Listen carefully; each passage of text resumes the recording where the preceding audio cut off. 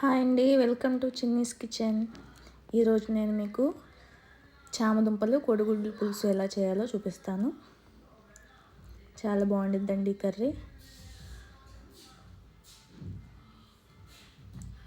దీనికోసం ముందుగా ఎగ్స్ని ఫ్రై చేసుకోవాలి. ఆయిల్లో కొద్దిగా పసుపు వేసుకుని ఎగ్స్ ఇలా గోల్డెన్ కలర్ వచ్చేంత వరకు ఫ్రై చేసుకోవాలి. ఇలా గోల్డెన్ కలర్లోకి మారిపోవాలండి ఎగ్స్. ఇలా తీసి పక్కన పెట్టుకోవాలి. అదే ఆయిల్లో ఆనియన్ పచ్చిమిర్చి కూడా వేసుకుని వేయించుకోవాలి. ఆనియన్ పచ్చిమిర్చి ఇలా బాగా వేగేంత వరకు వేయించుకోవాలి. చూసారు కదా, వేగిపోయినాయి. చామదుంపలు వేసుకోవాలి ఇందులో, ఉడికించుకున్నవి.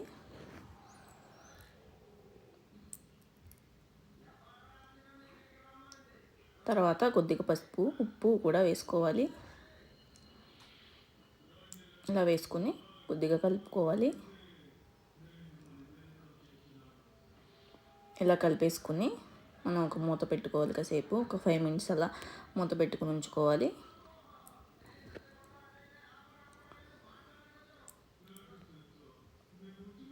తర్వాత ఇందులో మనం కొద్దిగా కారం వేసుకోవాలండి. మనకి తినే కారాన్ని బట్టి కారం వేసుకోవాలి. నేనైతే 2 spoons కారం వేసుకున్నాను.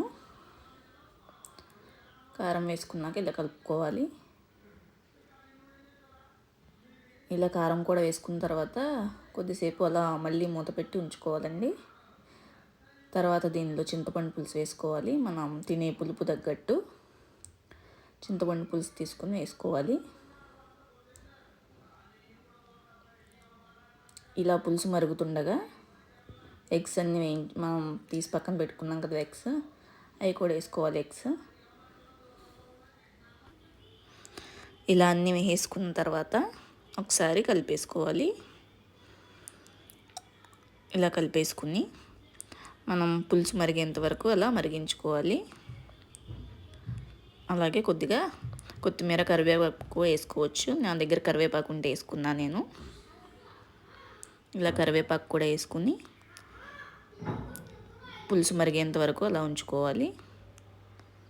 దీనిపైన ఒక మూత పెట్టేసుకుంటే పులుసు కొంచెం మరిగిద్ది మనకి. కొద్దిగా సిమ్లో పెట్టుకుంటే స్లోగా కుక్ అవుతూ ఉంటుంది. మూత తీసి చూసుకుందాం ఒకసారి. చూసారు కదా, పులుసు కొంచెం మనకు తినే సరిపడగా అలా ఉంటే సరిపోతుంది, ఎక్కువ పులుసు లేకుండా. ఇలా అండి, ఇలా అయితే బాగుంటుంది చామదుంపల పులుసు. ఇంకా అంతేనండి, మనకి కూర రెడీ అయిపోయినట్టే. నేనైతే స్టవ్ ఆఫ్ చేసుకుంటున్నాను.